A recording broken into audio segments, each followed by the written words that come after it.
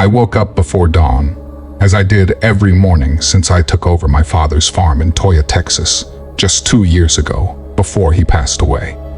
I moved me and my family from Houston to get away from the big city life and teach my 2 young boys, Avery, who was 15, and Danny, who was only 6, how to farm, just like my old man had taught me growing up, to teach the boys how to be men and understand hard work, to teach them values that were instilled in me from my father growing up in the country. Most mornings, my routine was ordinary.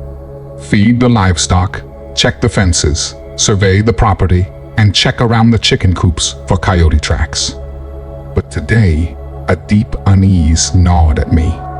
An unease all too familiar, considering the giant coyote population in the area. Must be them damned coyotes again. I'll be damned if I lose any more livestock to those vicious little bastards again. Before I circled the barn, I opened up the back door to my Ford pickup and grabbed my .45-70 lever action out from the back seat. As I slowly walked towards the barn, the smell of musty body odor and the stink of someone who hasn't washed their body in years hit my nose with an intensity that almost made me gag. The smell of rotting meat and heavy dog urine was thick and putrid in the crisp morning air. My heart pounded as I slowly came to the edge of the field by the barn with my rifle drawn. There, in the edge of the field, lay the remains of one of my most valuable bulls. Its body was torn apart and mangled in a way I couldn't understand. The organs were missing.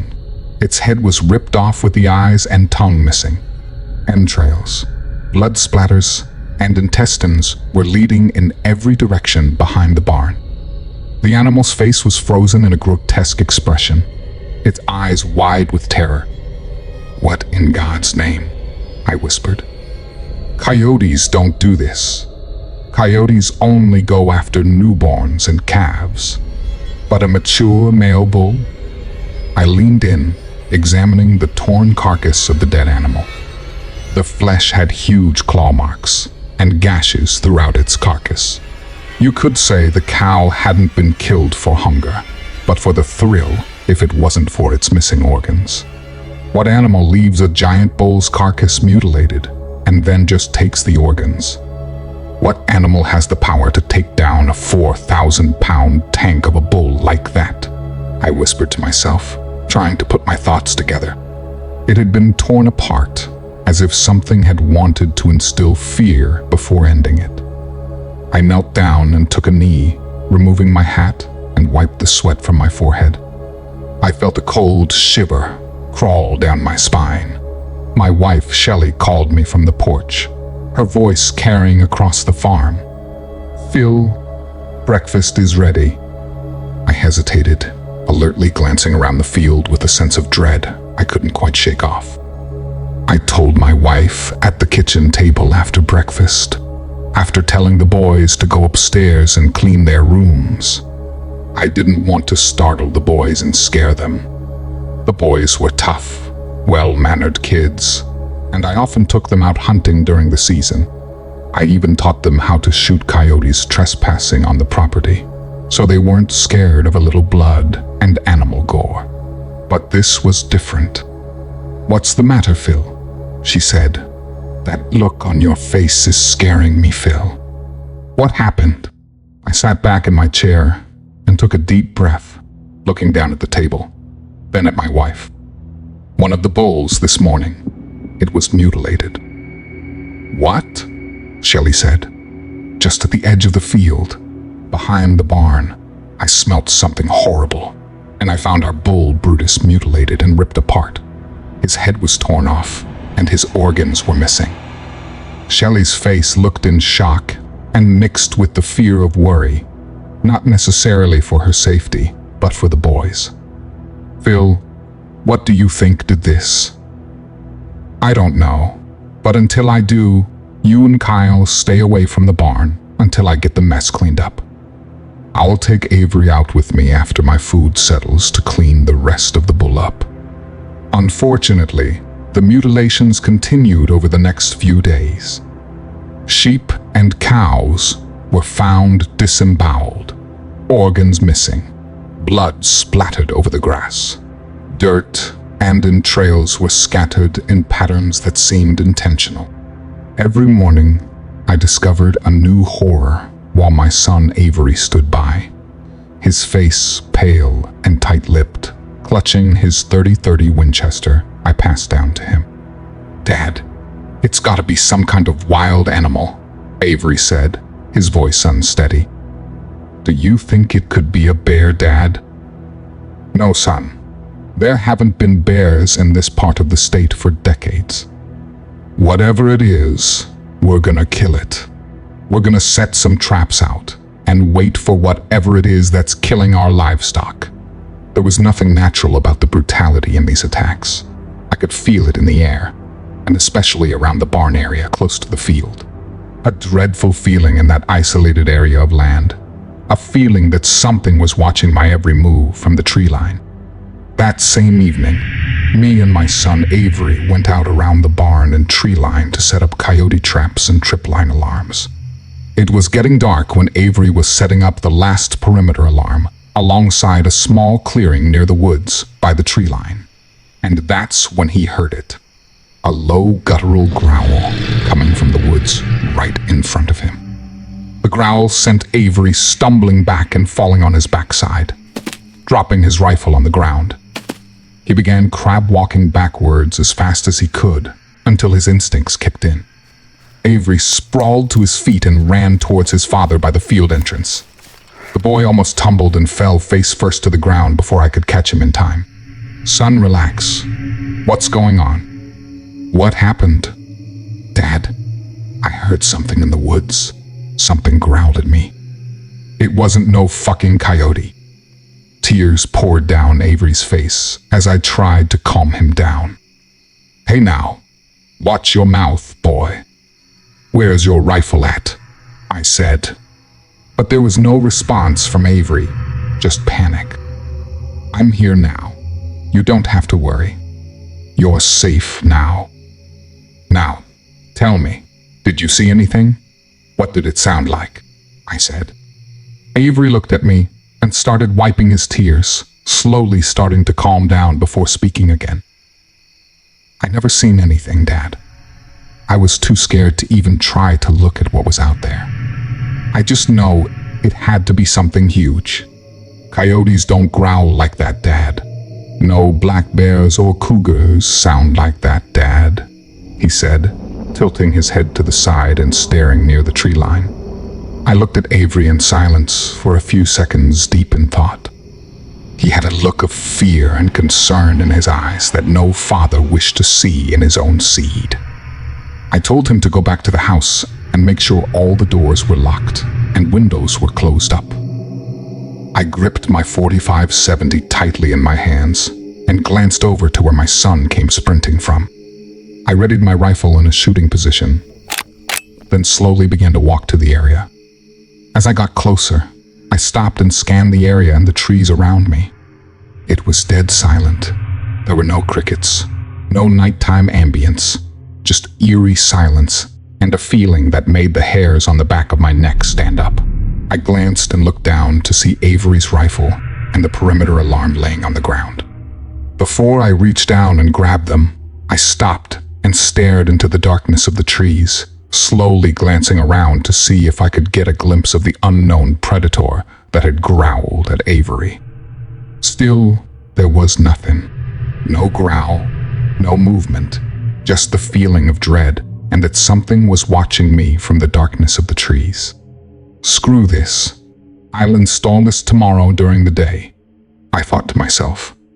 I then quickly grabbed my son's rifle and perimeter alarm from the ground and darted quickly to the house, glancing back every second, like a child running up the stairs from a creepy basement to make sure the boogeyman wouldn't snatch me away to feast on my flesh.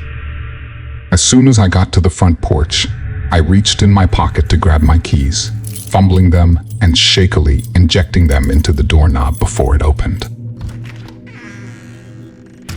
I quickly stepped in, locked the doorknob, and deadbolted the door. Shelley came walking down the stairs and glanced at me as I stood with my back against the door, breathing heavily with my eyes shut. "Did you set the traps?" she said. "What happened to Avery, Phil?" As soon as he got in the house, he bolted around like a bat out of hell, shutting all the windows and locking all the doors. He wouldn't speak to me. He just went straight to his room. "Are you okay?" Shelley said with a sense of urgency in her voice. Just seconds later, a rattling from the front yard fence quickly caught me and my wife's attention. Both my wife and I glanced quickly at each other. Shelley turned the living room lights out. "Now, I'm gonna catch this bastard and blow a hole through its chest. Here, take Avery's rifle." He dropped it behind the barn. She caught the rifle, and as she proceeded to move towards me, she chambered around in her rifle, then turned the lights out.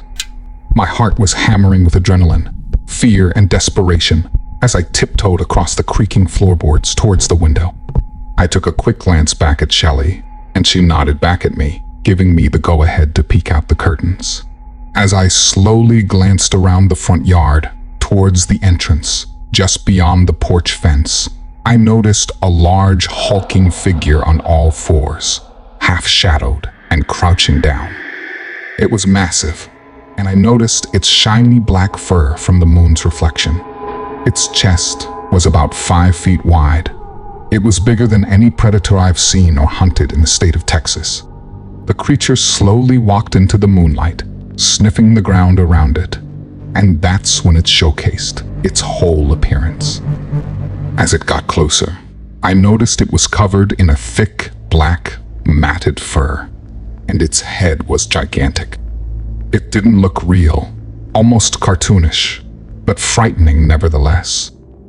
Its eyes were the size of tennis balls and were an amber yellow color. Its head resembled a large timber wolf, like that of a giant gray wolf, only 3 times bigger.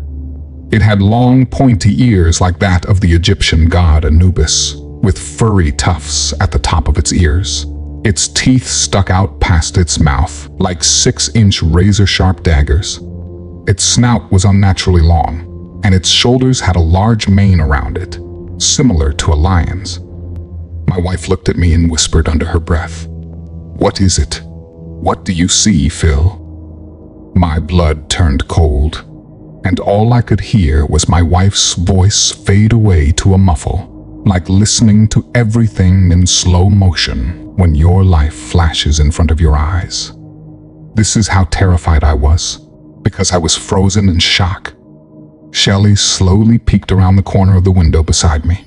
She gasped loudly and dropped the rifle onto the floor while stepping back. The creature quickly tilted its head up towards the direction of the window. I dodged my head to the side, trying to hide behind the curtain, leaning in and out with one eye. I quickly hunkered down by the window, looking at my wife and gesturing my finger to my lips. She slowly crawled over beside me, her hands covering her mouth. Suddenly, a loud crack could be heard from outside the window, like bones being broken and dislocated in all directions.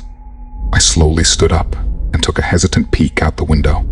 That's when I seen this thing standing bipedal like a human. It was at least 9 feet tall. It was glaring at the window with an evil and malevolent intelligence. It let out a deep, guttural growl that was so powerful and disturbing that it shook the glass in the window. I plopped down in a sitting position with my rifle in my hands. I took a deep breath and looked over at the front door, then at my wife. She knew what was on my mind. She began whispering and pleading for me not to go outside. "Phil, don't do it. Don't go outside. That thing out there will kill you. That rifle won't do anything." I slowly got up, ignoring my wife, and proceeded towards the front door. Shelley suddenly snapped out of her fear and picked the rifle up off of the floor. She gave me a death stare and tiptoed right beside me. "Okay, look at me," I said. On the count of 3, I am gonna open this door. When that door flies open, you shoot that damn thing until it stops moving. You hear me? I said, breathing heavily. My eyes were intense with vengeance and fear. Yes, she stuttered, readying her rifle in a shooting position. 1, 2, 3. The door swung open, and me and her charged out onto the front porch, ready to blast that abomination to hell. But there was nothing, no creature, just the sound of crickets and nighttime ambience that we were used to hearing in the country. I thought it was eerily weird how the sounds came back in the night. We headed back inside and locked the doors. We stayed up most of the night at the kitchen table, drinking whiskey in silence for the most part. Shelley broke the silence. "Phil, what the hell was that thing?" she said. "I don't know. It looked like a werewolf." I heard encounters and legends of creatures called Dogman. I watched a few documentaries about it on YouTube, but honestly, I thought it was all bullshit, just entertainment. "I mean, that's what you've seen, right?" I said, staring into my wife's eyes. "A Dogman," Shelley said, looking off into outer space. "We need to call the sheriff." Well, would be no point tonight. It's late, and that thing is gone for now.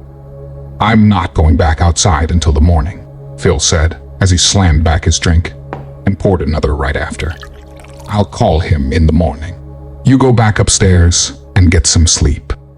I'm gonna keep watch down here, make sure that thing ain't creeping around our yard." The night was silent, for which I was thankful. There were some perimeter lights scattered around the property that were motion activated. They were off, but that didn't give me much peace. If that thing started running towards me, it wouldn't give me much time to react. The thought made my hair stand on end. Even though my heart was pounding, my mind felt oddly calm. I was in survival mode. I had my kids to protect, my wife. I briefly wondered if this is what people felt like in battlefields. If this is what cavemen felt looking out from the light of the caves to the darkness beyond, not knowing what was out there, but knowing they had to be ready. Thank God I had my gun. Would it even be enough? I had to hope that it was. At the very least, it would be a deterrent. This thing might think we were too much trouble and go back to ripping apart my poor livestock. It brought tears to my eyes to think of my poor animals out there, unprotected. But if it came down to them or my family, I'd choose my family. The minutes were passing, then an hour, then another. The adrenaline was leaving my system, and my body was starting to shake with fatigue. I wasn't moving, but I felt exhausted. Staying in a state of high alert wasn't possible. I thought about calling out to my wife and asking her to make me a cup of coffee, grab me a Red Bull from the fridge, anything to keep me alert till dawn. I was in the middle of my internal debate when the sound of glass shattering followed by a shriek came from the upstairs of my house. "Phil!" my wife screamed out. "Shelley!" I screamed back. I ran as quickly as I could up the stairs. I bursted into our bedroom where the screaming had come from. Shelley was there. Her body was slack. Her head was rolled back and staring sightlessly up at the ceiling. Something was gripping her around the chest, as if I had interrupted them in the middle of a bear hug. It fixed its eyes at me, its mouth curving up into a grin. It wasn't the werewolf creature. This was something else. It resembled a man with a hat and trench coat. He was huge. His head was nearly scraping the ceiling. For a moment, I thought it was just a man, that we had been broken into by a random burglar. But one look at its face, and I knew this thing wasn't a person. It was humanoid, with dark green, yet scaly skin, and it had razor-sharp claws and teeth. It snarled at me and shook my wife's lifeless body like she weighed nothing at all and tucked her under his arm. "Shelley!" I screamed, pointing my rifle at the thing. I shot at it and hit it square in the chest, and it did nothing. It didn't even grunt as it came charging at me. I wasn't able to duck out of the way, and it slammed into me, sending me head over heels into the hallway. I lost my grip on my rifle, and my breath left me in a painful grunt. I laid there stunned, surely only for a few seconds, but long enough for that thing to make its way to my son's room. The sounds of them screaming brought me back to reality, and I pushed myself up and ran for their room. I screamed their names as I ran into their room. I only had a second to take in what was happening around me. There was Avery, his body in front of Danny, protecting him from the thing that had burst into their room. The creature had dropped my wife's body, and it lay in a tangled heap on the floor next to the bed. Danny was screaming for his mother over and over again as he looked at her body. He was curled up in a ball, making himself as small as possible. Avery had a bat, and he was swinging at the thing in the trench coat. He was screaming at the thing, cussing it out and daring at it to come and get him. The creature looked almost amused as it blocked the bat with an almost lazy motion. It shoved him backwards and reached for Danny. My poor boy let out a god-awful shriek as it gripped him around the neck. Avery and I leapt at the thing at the same time, my son hitting it with his bat, and I grabbed onto its arm, trying to yank it away from my son. It twisted and backhanded Avery against the wall where he landed with a thunk, and then it shoved me against the opposite wall. Danny locked eyes with me, and he reached out for me. His face was streaked with tears, but he couldn't scream with that thing's hand around his throat. And then it squeezed. I saw my son die right in front of me. His eyes bugged out, and the light went out of them almost instantly, while his body went limp in that monster's grip, the same way that my wife's body had. I was on my feet and reaching for Avery. There was nothing I could do for poor Danny. Avery twisted in my grasp as I pulled him towards the door. Dad, it's got Danny. We gotta help him. I had to lift my eldest son off his feet and carry him to get him out of that room. There's nothing we can do. They're gone. They're both gone. We have to make it to the truck and get out of here. I yelled at him, my voice almost drowned out from his own yelling. We made it to the door, and Avery had stopped struggling, but he was quietly sobbing and hanging onto my shirt. It's going to be okay. We're going to get out of this. I did my best to reassure him as I opened the front door. The Dogman was there, teeth barred, low to the ground, and looking like it was ready to pounce. I didn't even have time to slam the door before the lupine figure leapt over us both and onto the creature that had snuck up behind us. I hadn't even heard that thing creep up on us. It was lightning fast, and even the man-thing with its preternatural strength didn't have the time to brace itself before the Dogman was on it. They both went sprawling to the floor. I picked both me and my son up and hauled us both out the front door. Behind us, it sounded like the whole house was coming apart. There was crashing and slamming and very little sound beside the deep snarl of the Dogman creature. I chanced a glance behind me as I heard the Dogman let out a piteous yowl as it was thrown out of the front living room window. It landed with a devastating thunk, but was up again, kneeling down in a sprinter's position against the ground as it panted. There was blood dripping from its mouth. It had several huge lacerations down its side, and it looked like several teeth had been yanked out in its struggle. The creeper leapt over it, landing a devastating blow that sent it crashing back down to the ground. It let out a pained yelp as it landed in the dirt, but started snarling and lashing out at the thing with its claws. The Dogman had gotten in several good blows. It took me a second to register, but the creeper was missing its left arm above the elbow. The stump wasn't bleeding, but it was favoring its left side heavily. Dad, shoot it. Shoot that thing, Avery said, shaking me out of my stupor. I looked down and saw that Avery was holding my rifle. He must have grabbed it, and I hadn't even noticed. I took it and held it against my shoulder and fired. It was a direct hit, taking off a part of the creeper's skull. If it were any other creature, it would have killed it instantly. But not this thing. It turned and glared at me with such intensity it made my knees weak. I fired again and again. Each shot was finding its target, and it gave the Dogman the advantage it needed to take the thing out at the knees. It clamped its teeth around a kneecap and twisted, yanking off a leg before going to work on the next. The creeper raked its claws down the Dogman's face, and it let out a shriek as it slashed its eye. I couldn't tell if the eye was lost or not, but it made the Dogman renew its attack with greater ferocity, going for the torso. I emptied my rifle in the creeper's head, taking off as much of its skull as I could before the Dogman clamped its jaws around the throat and gave it a decisive yank and pull. The head popped off completely. The body kept twitching though, fighting a fight it could no longer win. The Dogman backed off, limping away from the body and dropping the head into the dirt. It sat down on its haunches, breathing heavily and letting out a disturbing guttural growl as it stared at the body. Avery moved slightly, and the Dogman's attention snapped back to us, and it let out a small growl.